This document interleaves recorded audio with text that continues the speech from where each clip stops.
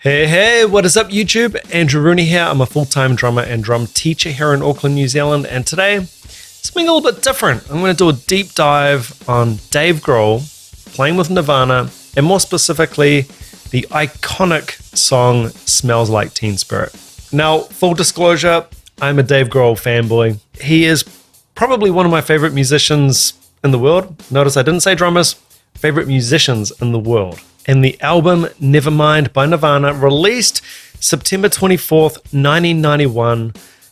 I was 13 years old, and this was a game changer. My own personal history with Nevermind and Nirvana in general started with, it was just an explosion. You know, we had never heard anything like this circa 91, 92. Just this incredible like awe, and this is just, they're capturing a mood and a feeling amongst youth. And then, as with anything that is just really big, it becomes really cool not to like it. And I probably followed that trend as well. And my interest in Nirvana really did dip. And then more recently, the last 5, 10, 15 years, I've come to look at Nirvana really differently. And I've come to have a lot of respect for Dave Grohl as a person, as a drummer, but also as a general musician. And he is, of course, a real deal rock star. Now, the idea in this video is that I'm going to give you guys a little bit of a background on the album, the band, and the drummer in question, Dave Grohl. And then we're going to have a listen through on the isolated drum track. And after that, I'm going to try and convince you or explain to you why I think it is such a brilliant drum part, and potentially why it's just so iconic. And just to be really exhaustive on this one, I'm going to give you guys a little bit of background from Wiki. Nevermind is the second studio album by American rock band Nirvana, released September 24th, 1991, produced by Butch Vig, that's important. It was Nirvana's first release on the DGC label, as well as the first to feature Dave Grohl. I actually did not know that. I came to know Nirvana from the success of this album. Nevermind features a more polished, radio-friendly sound than the band's prior work, and is therefore considered a significant departure from their debut album, Bleach. Also really important, and I understand the band were at least a little bit mixed on how it turned out, but from a casual listener's point of view, from someone who had, possibly never heard grunge at that point, it worked out for the best. According to frontman Kurt Cobain, the songs of Nevermind were influenced by bands such as the Pixies, R.E.M., Smithereens, and the Melvins. The album cover featuring a nude infant swimming toward a US dollar bill and a fishhook is one of the most famous album covers in popular music. Nevermind became an unexpected critical and commercial success. January 1992, it reached number 1 on the US Billboard 200. During this time, it was selling approximately 300,000 copies a week. The lead single, Smells Like Teen Spirit, reached number 6 on the US Billboard Hot 100, and its video was heavily rotated on MTV. Still remember all this stuff, so cool. Nevermind is credited with initiating a resurgence of punk culture among teenagers and young adults of Generation X. It helped bring grunge and alternative rock to the mainstream audience and ending the dominance of hair metal. It has sold more than 30 million copies worldwide, making it one of the best-selling albums of all time. In March 1999, Nevermind, wow, that's 20 years ago, damn, was certified diamond by the RIAA, among the most acclaimed and influential albums in the history of music. It was added to the National Recording Registry in 2004 as culturally, historically, or aesthetically important. All right, we'll leave it there. Just a little bit of background before we listen to the song and sort of trying to put you back in the era. And one other thing, what were the other sort of comparable benchmark bands or albums around at this time? Okay, I've just brought up the important albums of 1991. Nevermind came up first. Blood, Sugar, Sex, Magic by Red Hot Chili Peppers. Loveless, My Bloody Valentine. I don't know that one. 10, Pearl Jam. Soundgarden, Bad Motorfinger, oh, big fan. Achtung Baby, U2, Metallica, Black Album, REM, Out of Time, Use Your Illusion, Guns N' Roses. What else have we got around this time? Blue Lines, Massive Attack, Sailing the Seas of Cheese, Primus, 91. Just to sort of timestamp this just a little bit and just take you back to 1991 and what was going on culturally and in music. Oh, and one last thing, when I do a reaction, I normally just give off-the-cuff thoughts as I go along and stop the video and as I go. This one's going to be a little bit different. I've actually got pen and paper. I'm going to make notes this time. I'm going to try and keep the video going where possible and just make notes as I go. At the end of the video, I'm going to give my personal deep dive thoughts on what makes this such a great song and what makes Dave Grohl such a great drummer. Let's check it out. Wow, that sound.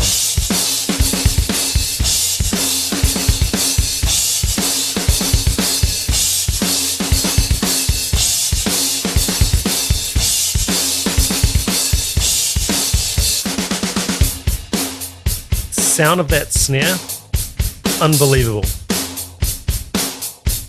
Really good time feel here.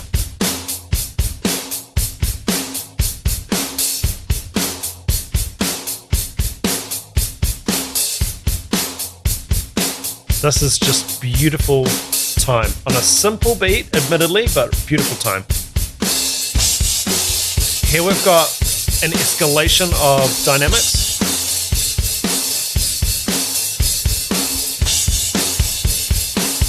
Increasing the intensity on the bass drums. Fill. Not an easy fill with the bass drum control independence there. Linear feed.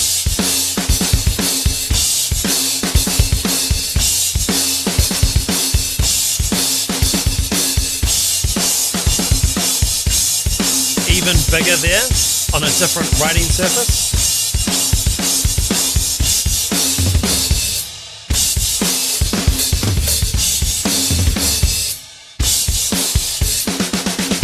That little interlude before we got back to the simmering verse beat, really difficult. And the execution is flawless.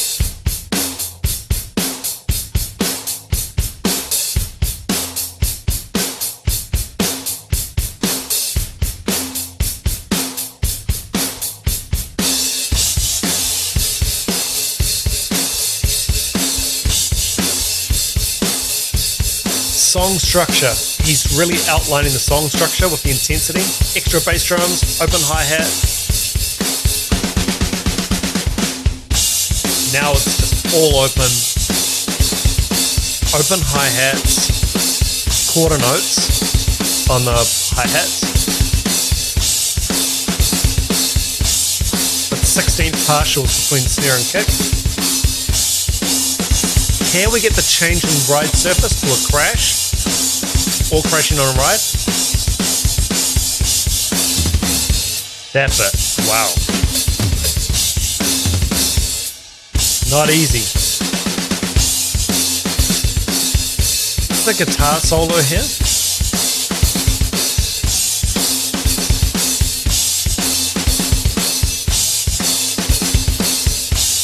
Really intense for the guitar solo.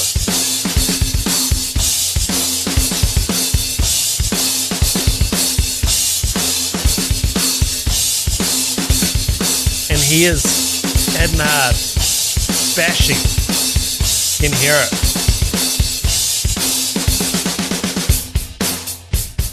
Back to this lower dynamic. He's still hitting really hard. Here it's just a different sound palette with our closed hi-hats.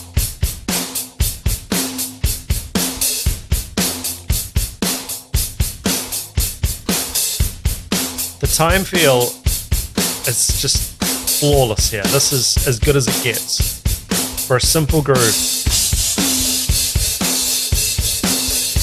We can only dream about ever getting that snare tone.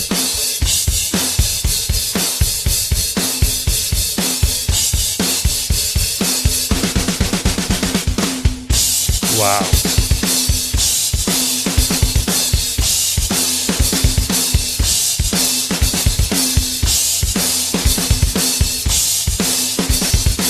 Just very machine-like here.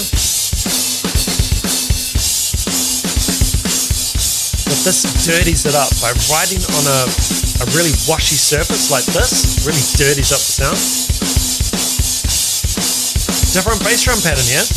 Da-dum, da-dum.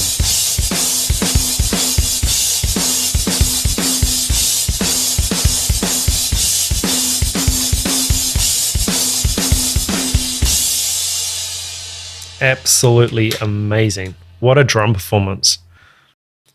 Now, I think my first observation here is with such an iconic song and a song that a lot of students still want to learn. I'm constantly asked, you know, can I learn Smells Like Teen Spirit? People are still excited about the song. I think it's potentially a good example of Dunning-Kruger, if you will. It doesn't on the surface sound like a difficult drum part. And I guess if you wrote out the notes, it's not, you know, especially in the verse, we get that nice, smooth 8th note, closed hi-hat beat, which is a type of beat you might learn at your first couple of drum lessons. Chorus beat's not easy, with the quarter notes and all the 16th note partials in there. That's a difficult beat. I find students really struggle with the coordination on that, and I would struggle to play it like Dave Grohl. And I think most people would. He plays really hard. We're going to get into stick velocity a little bit later on, but just the style of playing, he's almost, for me, a combination of a heavy-hitting hobbyist, if I can use that word, like garage guy, you know, someone who's smashing their drum kit in their spare time in the garage, combined with the accuracy of a session player. Right, what have I written down here on my list of things to get into? Okay, let's talk about gear. I think gear is, for me personally, probably the least important and in some ways the least interesting aspect of Dave Grohl or drums in general. I'm not a big gearhead. You know, the sound is coming from the drummer. It's not coming from the drums. Interestingly, in this case, the gear is actually quite important. The gear can sometimes be a little bit of a statement or a bit of a window into the intent of the drummer. In this case, very stripped down, raw. Remember, we're leaving the hair metal, we're leaving the extreme, big rototom, 80s fills around the whole kit, and we've gone raw, minimalist, shorts, no shirt on stage. You know, the whole aesthetic has changed. Gear. Tama's cast bell brass forms the backbone of much of Nevermind's sound. According to Butch Vig, it was used on all but one song, most likely Something in the Way. The bell brass was part of the rental hall from Drum Doctors, iconic Drum Doctors. And this drum in particular is one of 6 owned by Garfield. Now, I believe that snare has been used on multiple famous recordings, and it is called the Terminator. You know it's a good snare when it's called the Terminator. Also here in terms of gear, we've got what drums did Dave Grohl use on Nevermind? In Nevermind, Dave Grohl used various Tama drum kits. Tama Grand Star, Grand Star 2, and Art Star 2. Hey, Art Star was my first kit. His setup almost always looked like this. 8x14 birch snare, well, unless he was swapping it out for the Terminator. 14x15 rack tom. Now 15 rack tom, 15 diameter rack tom, that is a big rack tom. I have actually found a forum where Butch Vig himself, the producer of the album, talked a little bit about gear. He put here the best way to get, oh my God, I love this. I love this.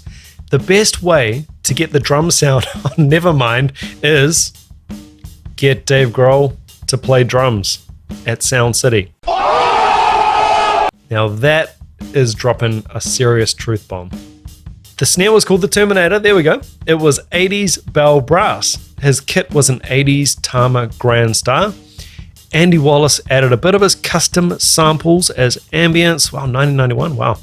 They get a bit of the gunshot effect, but the samples were mixed pretty low. we used a drum tunnel on the kick, which is basically adding an extra kick drum to extend the low end. That's literally putting another kick drum outside the kick drum. So you got two kick drums together. The best way to get the Nevermind drum sound is to have Dave Grohl playing at Sound City Studios. Absolute gold. What a quote. Now looking at here at the notes that I made, so that's gear. Hopefully I didn't touch on cymbals. I'm not sure what cymbals he was using. I believe, someone can correct me on this, I think Dave Grohl's always been a Zildjian A custom guy. Could be wrong on this era. I don't know what he was using in the studio. I would be very surprised if he wasn't using different cymbals throughout the recording process for an album that big. Now importantly, just before we move on from gear, I commented on the size of Dave Grohl's rack tom, which is a 15-inch diameter, which is really, really big, right? That's bigger than some floor toms. And that's his high tom. That's the small tom. Okay, according to Music Radar, the shell sizes on Nevermind were a homage to Grohl's hero, John Bonham. What? 24 by 16 bass drum, huge 15 by 12 rack tom, and 18 by 16. That's 18 diameter, not 18 depth. So we've got a 24 kick, big, 15 rack tom, which is a massive rack tom. That is a statement in itself. 18-inch floor tom. It's a little bit more normal, but it's still big, especially for 1991. Now, you could think, on top of this, remember the tuning is relatively low and fat. Dave Grohl's tuning is always going to be really fat, and he pounds the drums, so he gets a really pure, fat tone out of the drums. Now, for me, it's always interesting. On the channel, we always talk about dynamics and, great sounding toms that are tuned, melodically, and a nice interval between the toms, so you get this beautiful musical sounding drum kit. Now, interestingly here, especially as Dave Grohl is one of my favorite drummers and one of my favorite musicians, he's not really doing that. He has essentially got two floor toms. And if you want to take it a step further, the way he tunes his drums and the sizes he's going for, you could almost say he's kind of got three bass drums. He's got his bass drum, he's got a very low floor tom, a big low sounding floor tom, and a big rack tom. So we don't necessarily need to tune our toms perfectly in intervals and get that nice scale around the drums to be successful or to record great drums. You can't just tune fat and smash. Okay, I did talk about time feel, I think, while we were listening to the actual track. Dave Grohl's time feel is absolutely flawless. He sounds fantastic when he plays simple beats or when he reaches into his bag of tricks. Now, admittedly, and again, I say this as a fan, it's not a diss, Dave Grohl's bag of tricks is not that big. I know a lot of his licks, and he's had these licks for a long time, as long as I've been listening to him play the drums, but they just work. They just sound so damn good. He's often reaching for the bottom triplets, and we read before that the kit was an homage to his favorite drummer, John Bonham. He's often reaching for bottom triplets, and he's not afraid to put them into different subdivisions as well, either playing them, as like a poly and 16ths or playing them faster in triplets. He's got really good independence between his hands and his feet with the linear stuff. He's not afraid to really pound out big linear licks. Relatively simple licks, of course not easy to execute, but nice simple licks that he seems to be able to access easily and at lots of different tempos. But yeah, more important than anything, his time feel is just really good. He just sounds good. And I sort of keep going in circles as to why that is, but part of it is just his accuracy. I'm not sure. I'm assuming this album was recorded to a click. Ooh, I can't believe I've never thought about checking whether Nevermind was recorded to a click. Let's listen to Butch Vig, the producer, and the remaining members of Nirvana and see what they have to say about that. And then I pulled Dave aside and said, do you think you could play with a click track? And He So said they well, weren't finish the recording story to a here. click? I mean, honestly, the first time a drummer hears that the producer wants him to work with a click track, it's like getting stabbed in the heart with a rusty fork. Right. You know, it's such a bummer. And so we did. That was the first time I'd ever done it. And It turned out okay. he nailed it. Like I think you adjusted on one take. You were adjusting your headphones, and then Explain click track though. the click track is when you find a metronome of something, either just something to keep the steady beat all the way through the song. Right. So for drummers that can't keep a steady beat, For the record, Well, that blows my mind. If there was one song on the album that they recorded to click, that is pretty amazing. Especially, now everything is recorded to a click by all, you squash the life out of every drum track you can. You put it on click, you quantize, you compress. Yeah, okay, I'm getting a little bit upset, but absolutely amazing and interesting just to get these little insights from the people themselves. And like Butch Vig said, I mean, obviously he's not going to embarrass Dave Grohl in an interview, but he said, straight away, he just nailed it, which is also really, really interesting. And I would like to say surprising, but Dave Grohl, he never fails to surprise you with his ability and skill level. I was going to talk about, I've noted down here, stick velocity. Now, so basically, when we talk about hitting a drum, you can hit a drum at the same BPM marking, but you can hit it a lot differently. You can achieve a lot different sound out of the drum. Now, I've only got a practice pad here, obviously, as you can see. So you're not going to get the sound thing really.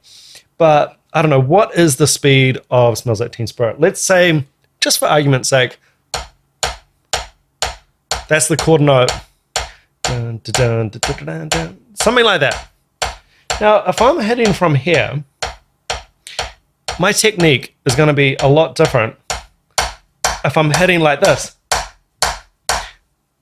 And actually, the sound is changing already on the pad. So it's going to change a lot more on a drum. Now, Dave Grohl's hitting even harder than that, right? I can't really recreate it where I'm sitting here. The tempo hopefully didn't change in that little demo between this and this. But the stick velocity changes. You're hitting the drums faster. Now that changes your technique. It changes the sound. It can make things a little bit more staccato. It just changes the overall intent of the song. I talked a little bit before about Dunning-Kruger. Now, this is where people can get mixed up that, this is an easy song to play. Is it? Are you playing it like this? Or are you playing it like Dave Grohl and trying to achieve the actual sound and intent that he achieved on the song? Also, at the same tempo, the stick is not moving as fast, even though it's the same BPM. The stick is not moving as fast there as if I play the same BPM from up there. Stick velocity. Yes, I was going to mention that iconic intro fill. So this intro fill, this bradun, bradun, bradun, bradun, that flam linear hi-hat kick thing, one of the iconic drum fills in the history of music. End of. And it shows a lot of shows a little bit of his bag of tricks already, that linear thing, and the explosiveness of it and the power and the musicality, the orchestration of that fill, just fantastic. What do we got here? Okay, lack of dynamics. I sort of already touched on that. It's just interesting to me that one of my favorite drummers, because I always talk about dynamics on the channel, with guys like Gavin Harrison or Larnell Lewis or almost anybody. Now here, interestingly, for one of my favorite drummers, Dave Grohl, he doesn't actually play with a lot of dynamics. He uses a different sound palette. When the song went much more legato and smoother. He, of course, went down to closed hi-hats. Boom, boom, boom, boom. Those longer held notes. Dun, dun, dun, dun. He's closed the hi-hats. Much more controlled, but still hitting hard. And then in the chorus and the really explosive parts of the song where, Kurt's wailing and screaming and it's just all hands to the pump, open hi-hats or riding on a crash, but, still hitting hard, possibly hitting even harder, I guess. But dynamics, drum tuning, and, melody around the drums, not such a big factor with Dave Grohl. Now, again, I just want to make really clear that's an observation. It's not a critique.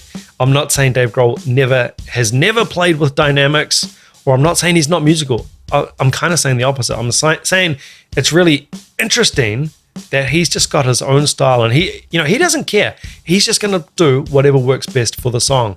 I don't think the song would necessarily require a lot more sensitivity.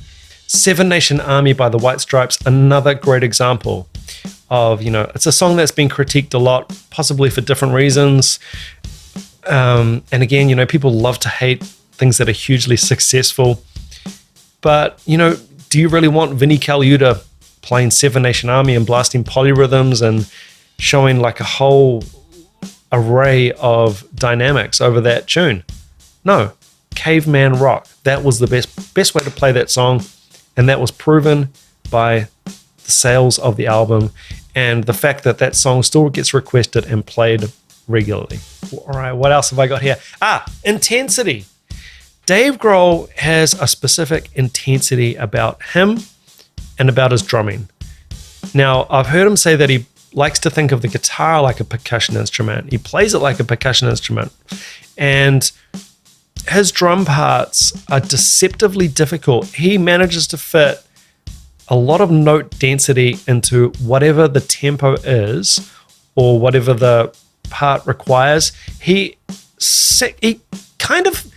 manages to find a way to add intensity into it.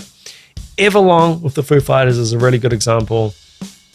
I mean, that is a bit of a benchmark song for many, many drummers. It's really fast singles, and you need stamina, you need really clean singles, and you need great control over your singles because you're playing them in a 16th note beat between the hi-hats and the snare. Different to just playing singles on one surface on a practice pad. My Hero, another one with Foo Fighters, another track that I know really well that I've covered for you guys on the channel. He played a slower subdivision on the hands, but then he filled in, made all the intensity with the kick drums. He filled in all of that space, and he managed to make the track really intense. And this is exactly what he's done on Smells Like Teen Spirit. The drumming just sounds intense. It sounds like an intense person, and he's capturing the mood of the song beautifully.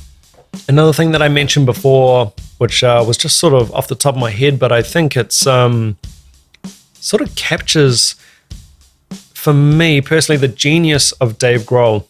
He always manages to play the drums, or the guitar actually, or frontman, with the exuberance, with the excitement of a child who has almost like they've got their first instrument and they're just so excited and all they want to do is play.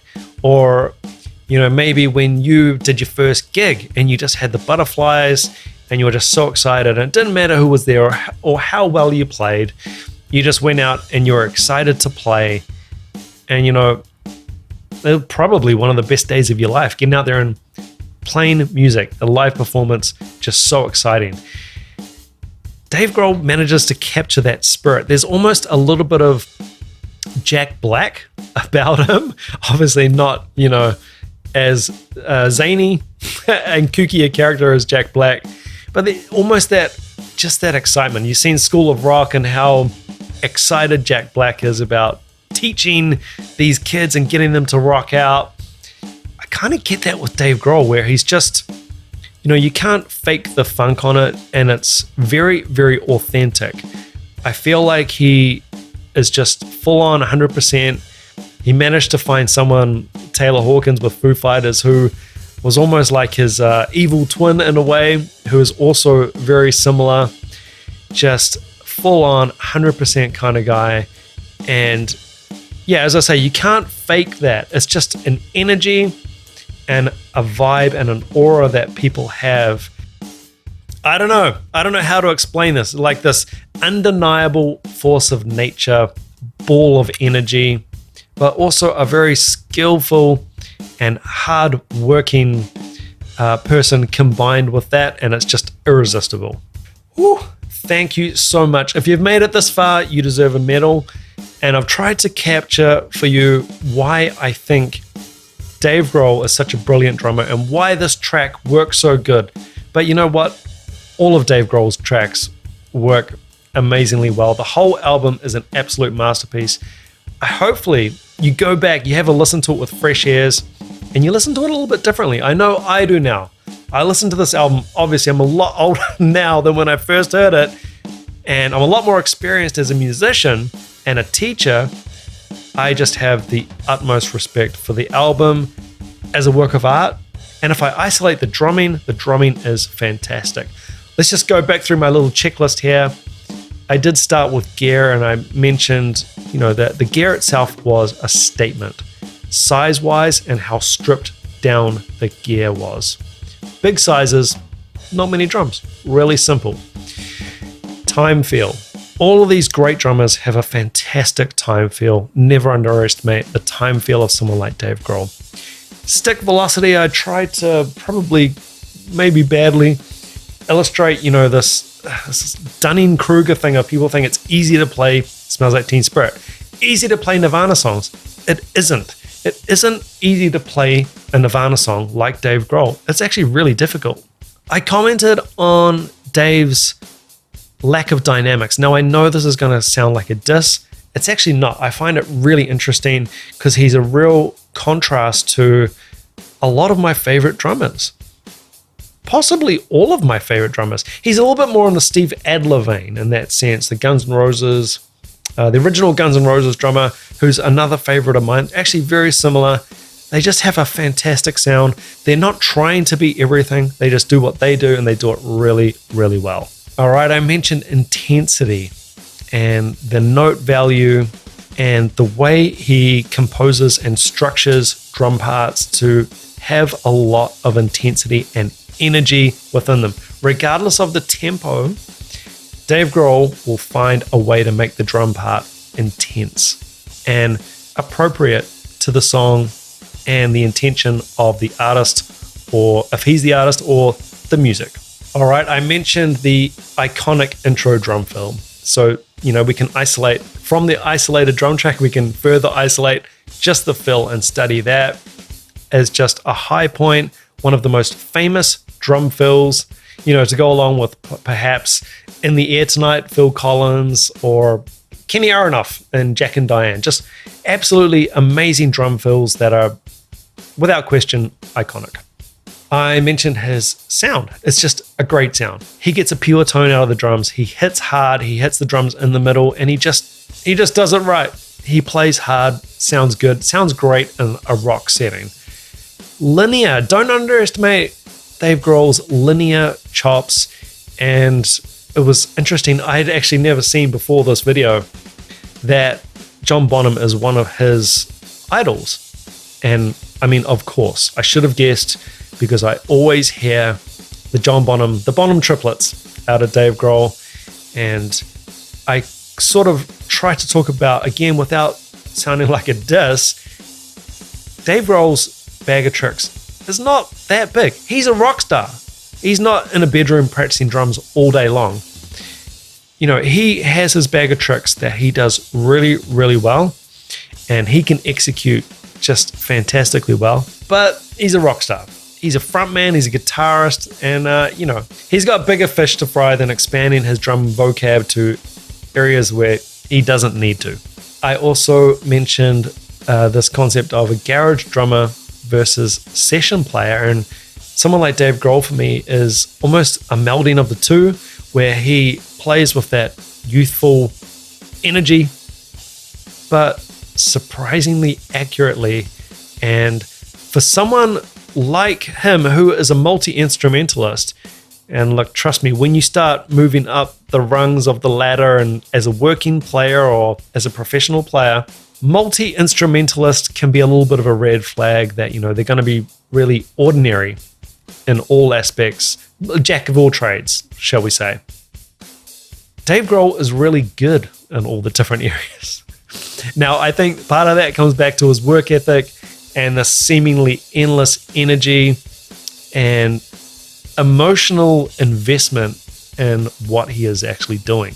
Whew, my coffee has gone cold. You are a legend for hanging in there. Please do subscribe to the channel if you enjoy this kind of content, and leave a comment with what you thought of the video and what you would like me to do next. Thank you so much for joining me on this deep dive into Dave Grohl's drumming and Smells Like Teen Spirit.